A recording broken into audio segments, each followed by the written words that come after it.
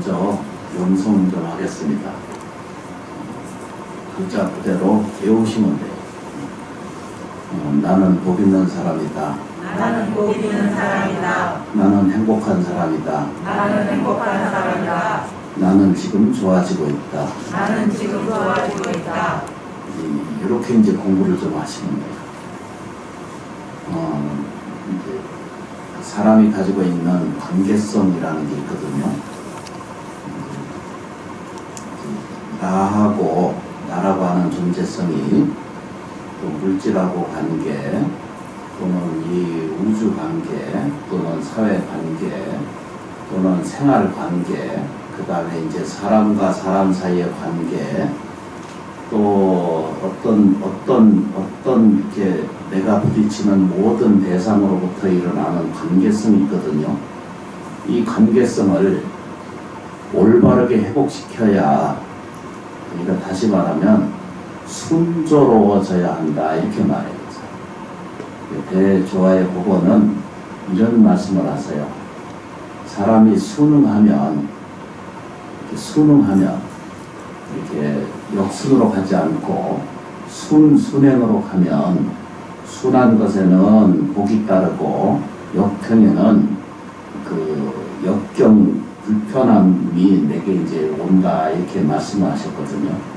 이제 그렇게 하기 위해서는 우리가 살아가는 과정 속에서 필요한 요소 중에 모든 것이 다 필요한 요소가 있거든요.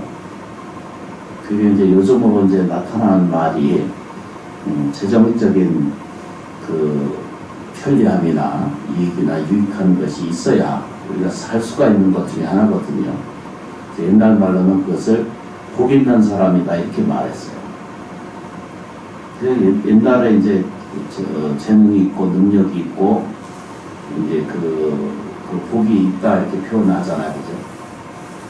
그럼 이제 그렇지 않은 어떤 일을 해도 잘 되지 않고 원하는 대로 이루어지지 않고 또 쌓아도 되지 않는 이런 과정을 우리가 수없이 겪는 것을 뭐라고 표현한다고 그랬어요? 복 없는 사람이다 이렇게 이제 표현하고 했어요. 근데 이제 말씀드린 그 내용이 사람과 사람 모든 그러니까 물질이나 우리 요즘 말로 얘기하는 뭐 재정 문제 또 인간 문제, 삶의 문제 이런 모든 문제가 사람 관계 속에 있거든요. 이런 관계의 시작은 어디로부터 출발되냐면 다 자기 자신으로부터 출발이 돼서 결국은 영원히 지나가도 또 영원 생립도 지나가도 또 그거 결국에 자기 자신에게 돌아오게 되거든요. 이 틀을 못 벗어난다 이런 뜻입니다. 서가세조는 이런 굴레에서 벗어났다 당신이 이렇게 표현했어요. 두 번 다시 이런 굴레의 틀 속에서 다시 물들지 않는다 이렇게 표현하셨거든요. 우리가 원하는 것도 역시 관계의 자유로움이거든요. 관계의 행복이거든요. 좀 복잡하게 얘기해서 그러니까 우리가 들여다보는 물질을 내게 이걸 순화로 시키려면은 그걸 누구라도 어떤 사람이라도 이것을 순하게 받아들이는 것, 그러니까 조화로움이 있다 이렇게 표현하거든요. 이 조화로움을 받아들이게 하는 첫 번째 순서가 감사할 줄 아는 거예요. 누누이 말씀드리는 핵심이 그거예요. 그래서 어쩔 수 없이 만들어서 낸 것이 이 영성이거든요. 이게 있는 거거든요. 누구라도 어떤 관계도 어떤 사항도 어떤 내용도 좋게 하려면 좀 더 쉽게 표현하면은 내가 넉넉하고 편안한 삶을 살려면은 내가 복 있는 사람이다라고 믿는 거예요. 이해하는 거예요. 너무 쉽죠, 그죠? 이렇게 쉬운 것을 우리가 실천을 안 해요. 저부터라도 해보면 이걸 잘 못하고 있거든요. 잠들기 전에 나는 복 있는 사람이다, 나는 복 있는 사람이다 이러고 주무셔야 되거든요. 나는 행복한 사람이다. 오늘 하루 행복한 사람이다. 이렇게 표현했거든요. 어제 저녁에도 잠깐 말씀드렸지만 많은 사람들이 많은 생명 그 자체는 혼자 동로되어 있는 것이 아니고 혼자 따로 형성되어서 있는 것이 아니고 뭐든지 서로 관계에 지어졌고 관계 속에 있고 관계에 의지하고 있거든요. 그러니까 저 혼자 있는 것이 아무것도 없어요. 상관이라고 그러거든요. 서로 연결되어 있고 서로 의지하고 있고 서로 뭐죠? 서로 바탕에 그렇게 연결되어 있어요. 눈에 띄진 않아도.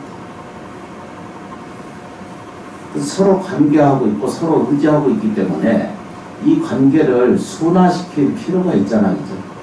근데 이런 순화해야 될 내용이 우리가 잘 그것을 몰라요. 부처님 이제 가르침이 이 관계의 시작은 어디로부터 출발했냐면 저 사회의 문제가 아니고 또 물론 들어가보면 사회 문제이기도 해요. 그러나 곧 자기 자신의 문제예요. 결국 들어가보면 전부 우리 자신의 문제예요. 그래서 이제 많은 사람들이 이렇게 생각해요. 나는 아무것도 안 했는데 이렇게 그래서 나는 억울해 이렇게 분해 이러거든요. 나는 착하게 살았는데 나는 법을 어기지도 않았는데 왜 이런 환경 때문에 내가 이렇게 겪어야 됩니까? 라고 이렇게 반문하고 있거든요. 그 말은 맞아요. 맞는데 우리는 공업생 속에 살고 있거든요. 같이 살아가는 공업 속에 살기 때문에 같이 겪을 수밖에 없어요. 공기를 누가 만들어내던 공기가 탁해지는 것은 우리 모두 같이 문제잖아요. 그래서 이것을 공업세계라고 해요. 공장 얘기가 아니고 같이 사는 세계에 같은 공기를 호흡하고 있고 이런 우리나라 지금 코로나처럼 바이러스 이런 문제 이런 것들이 우리가 전부 뭘 보고 있어야죠? 공업세계라 같이 겪고 있는 거예요. 누가 겪고 있는 게 아니라 우리가 똑같이 겪고 있거든요. 그래서 많은 사람들이 부분에만 집착하고 살아요. 전체를 보려고 하지 않냐고 부분에만 집착해요. 내가 행복의 기준이 재물을 쌓는 데 있고 또 더 많이 구하는 데 있고 더 많이 자기가 갖는 것에 있고 남보다 적게 가지면은 내가 불행하다라고 느끼는 이건 굉장한 착각이거든요. 사람마다 모든 관계 속에서 자기 수준이 있어요. 자기 적당량이 있어요. 자기 그런 양에 가지고 산다는 거예요. 그 문제가 절에 와서 기도하고 예경하는 이유는 자기의 적당량을 그러니까 다시 쉽게 표현하면 옛날 말로 그릇을 넓혀가는 과정이 지금 기도예요.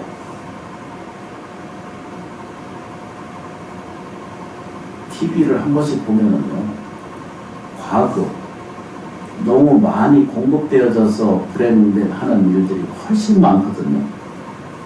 자식 키우는데 애기들 키우잖아요. 너무 많이 주어서 문제가 되잖아요.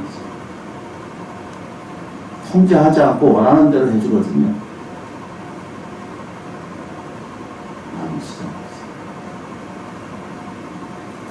부분에만 나타나 있는 부분에만 집착하고 그 집착이 자기가 이 사는 세계가 공생하고 있다는 생각을 잊어버리게 돼요.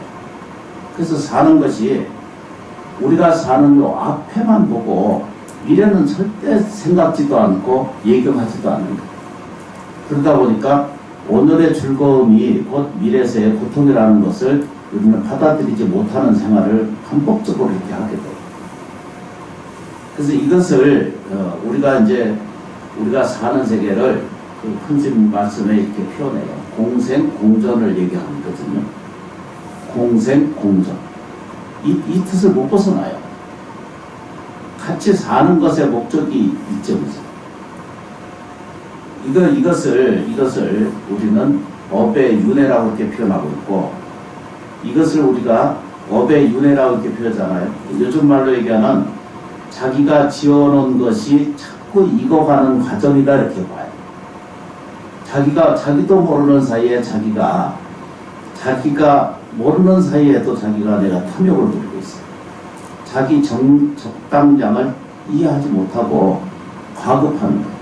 더 많이 가져야 되고 더 많이 쌓아야 되고 나무 시장 것을 이거 말하면은 할 수 없을 정도로 그 문제가 많아. 그런데 이제 한 관계만 딱 들어와서 보면은 오랫동안 이렇게 연습해온 과정이에요. TV를 열고 드라마를 보면 속이는 거, 사기치는 거, 또 괴롭히고 하는 거, 또 폭력적인 거, 이런 걸 평생 우리가 보고 살아. 일종의 업에 익숙함이거든요. 관계에 익숙함이라는 거예요. 그래서 나중에 자기도 모르는 사이에 그런 연습들을 자꾸 해요. 그게 우리가 자기도 모르는 사이에 자기 폭력을 자기가 스스로 이걸 익혀와요. 저도 그걸 느껴요. 언젠가 자기도 모르는 사이에 이렇게 이 과한 소리, 과한 이 독설스러운 거, 또 화내는 거, 또 짜증내는 거, 이런 것들이 다 뭐죠? 업의 익힘이라는 뜻이에요. 혼자 익힌 게 아니라 오랫동안 우리가 이게 공생 속에서 살면서 이게 세상에 그렇게 하는 거다라고 이렇게 가르쳐주고 있어요. 그래서 시간이 이렇게 지나가요. 또 하나, 먹고 사는 문제, 재정의 문제거든요. 이것 때문에 이 관계가 삐딱해지기 때문에 내가 저 돈하고 나하고의 관계가 원만하지 않기 때문에 내가 괴로우거든요. 그래, 눈을 딱 뜨고 보세요. 내가 그칠 줄 알면 마음의 욕심을 딱 그치게 되잖아요. 이런 것을 그치는 것을 내가 스스로를 그칠 줄 알게 되면은 돈 때문에 절대 괴롭히지 않게 되거든요. 너무 지저분해서. 그냥 부족할 뿐이거든요. 너무 그렇게 이걸 보고 우리는 오랫동안 뭐라고 말하냐면 가난한 의식에 대한 익힘이 오래 살아. 돌아다 보세요. 저 시설이나 시설 이런 데 있죠, 그죠? 우리가 알고 있는 그런 시설, 또 요양원부터 시작을 해서 우리가 알고 뭐 청소년 뭐 이런 것부터 시작을 해서 이런 모든 우리 이제 시설에 이렇게 들어가 보면은, 그리고 그분들을 한 번씩 이렇게 뵙거나 이해될 때 나쁘다 좋다 이런 개념은 실제로 없거든요. 너무 시작했어요. 가난도 자기가 익숙하게 만들어 간다는 사실을 어떻게 깨달아야 돼요. 내가 풍요롭지 않은 것은, 내가 윤택하지 않은 것은 어디선가 내 생활 속에 감사한 것을 잊어버리고 사는 거예요. 고마운 것을 잊어버리는 거예요. 그래서 내가 허덕이는 거예요. 그냥 제가 이해하고 부처님 법 가르침 따라서 쫓아가다 보니까 그렇게 이해가 되는 거예요. 우리가 연습을 하고 있는 거예요. 끊임없이 연습을 해요. 가난한 관계를 계속 내가 만들어. 그 관계의 주점이 어딨냐 그러면 자기 생각이에요. 어두운 생각을 자꾸 하는 거예요. 불행한 생각을 끊임없이 하고, 감사한 생각은 잊어버리고, 자기가 처한 환경을 탓하거나 그 환경의 조건이 무너져 있는 것만을 탓해. 심지어는요, 내가 늙는 것도 탓하고 앉아있어. 아침에 일어나서 거울 보잖아요. 세상에 나는 불교를 공부하는 것은 그런 걸 공부하는 거거든요. 절에 50년, 30년, 10년, 20년 다니시잖아요. 그러면 내가 더 따뜻해져야 되고, 더 많이 관계가 좋아져 있어야 되고, 더 많이 사랑스러워야 되고 더 많이 자비스러워야 되거든요. 절에 다니면서 고집은 자기 고집대로, 자기 생각은 자기 생각만이 옳다라고 주장하고 믿고 살면은 그건 바른 관계의 성립이 안 돼 있거든요. 나무 시장에서 병도 그와 마찬가지. 자기가 남이 만든 게 아니거든요. 병도 늙고 죽고 이러는 것도 또 연습해서 하는 거거든요.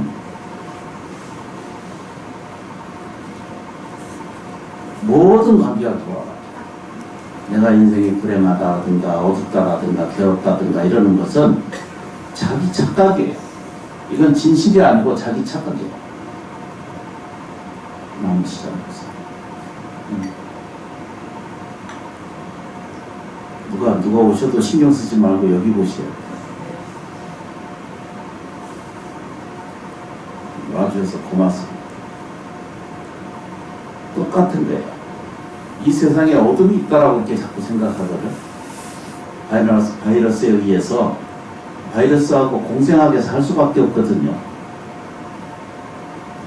너무 잘 이해하고 아는 것인데도 혐오하지 말아요. 바이러스 하루만 안 씻고 현미경 밑에 손 넣고 확인해 봐요. 바글바글해. 직접 제가 해봤거든요. 근데 묘하게도 비누로 씻고 나서 하면 그게 없어. 비누로 씻으면 손에 이게 이 세균이 있잖아, 이죠. 1시간, 2시간만 밖에 왔다 갔다 하고 또 물건 만지고 이렇게 살면은 여기 바글바글해요. 내 눈에 안 보여서 그렇지. 근데 그게 전부 나쁘냐 그러면 그렇지 않거든요. 이 세상에 살아야 될 관계는 같이 살아야 될 공생, 공존의 세계에 있거든요. 비누로 씻으면은, 그리고 현미경 속에 밑에 넣어서 확인해 보면 없어요. 그때만 없어. 지나가면 또 생기고. 그래서 손 잘 씻으라는 거거든요. 저는 다른 건 잘 못해도 손은 잘 씻어. 연습이 잘 돼 있어. 못 얘기한 거지. 똑같은 거예요. 같은 말이에요. 어둠도, 불행도, 고통도 이것도 누가 만들어내요? 내가 지어와. 익을 때까지 익혀서 와. 감기가, 아이고 나 오늘 감기 걸렸네 이러잖아, 이제. 감기가 그때 시작해서 바로 딱 즉시로 일어나서 뭐가 해결이 돼요? 아니잖아요, 그죠? 어디선가 바이러스가 들어오고 어디선가 인원이 출발해가지고 지금 와서 감기라고 하는 이 힘듦을 지금 겪고 있는 거거든요.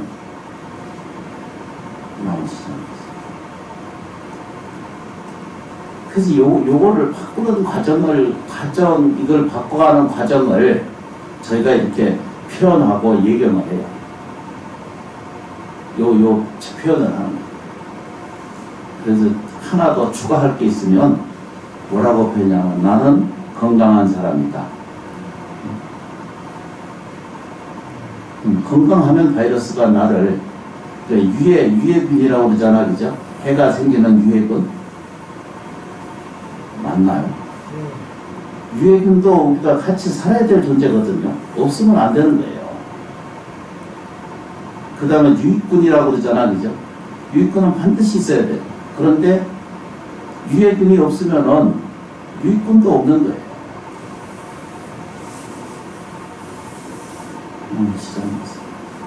그러니까 세상에 살다 보면요, 고약스럽고 힘들고 억울하고 분한 일이 이게 유해균과 같은 거예요. 너무 미워하지 말아요. 내가 사는 생활이나 생활 공간이나 이런 모든 과정이 결국 공생하고 공존할 수밖에 없는 세계거든요. 그러면 누가 무엇을 나를 돕게 하는가, 이게 물질이든 정신이든 마음이든 영혼이든 이것을 내게 도움이 되게 하고 이익되게 하려면은 자기 스스로 출발점이 굉장히 중요하거든요. 그래서 출발점이 가장 중요한 점이 언제 어디서냐 그러면 과거도 아니고 미래도 아니고 오직 지금 현재 있거든요. 현재 내 육체, 현재 내 언어, 현재 내 생각, 내가 현재 살아가는 행동 양식, 이것을 끊임없이 우리는 반복적으로 체킹하고 이해하고 그러는 것을 깨달음의 세계를 늘 이게 살아가고 있는 알아차림이라고 이렇게 표현하잖아요. 이런 과정을 이게 무엇이다 저것이다 알 게 없어. 그럼 뭐라고 표현해야 돼요? 나는 지금 건강한 사람이다. 이렇게 이해하기 시작해요. 이렇게 받아들이기 시작해요. 이거를 어떻게 해요? 긍정적으로 받아들입니다. 이것을 어떻게 받아들여요? 꼭 믿는 마음으로 그걸 받아들입니다. 이걸 어떻게 이걸 받아들여요? 꼭 나한테 유익한 것이다라고 믿는 거예요. 이해합니다. 그렇게 시작하는 것이 요게 지금 나타나 있는 현상 중에 하나예요. 따라 해보겠습니다.